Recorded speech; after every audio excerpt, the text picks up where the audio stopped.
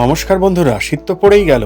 যদি একদিনের ছুটিতে পিকনিক অথবা পার্কে ঘুরতে চান তাহলে চলে আসুন তীর্থবিতান পার্ক দেখতে জলেশ্বর মন্দিরের পাশে। পার্কের কাউন্টার থেকে 20 টাকা দিয়ে টিকিট কেটে আমরা ঢুকে পড়লাম পার্কের ভিতরে। পার্কের ভিতরের বাঁধানো রাস্তা দিয়ে হাঁটতে হাঁটতে আমরা পার্কের ভিতরে চলে আসলাম। আমরা এখন তীর্থবিতান পার্কের ভিতরে ঢুকেছি।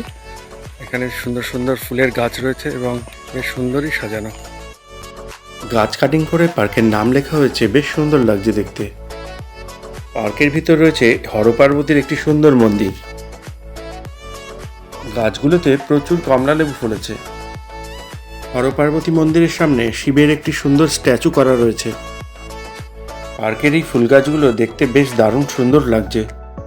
পার্কের ভিতরে কোনো পিকনিক করবার ব্যবস্থা নেই, তবে পার্কের বাইরের এই বিশাল আমবাগানে পিকনিক করবার ব্যবস্থা করা আছে। আপনারা চাইলে এখানে পিকনিক করতে পারেন।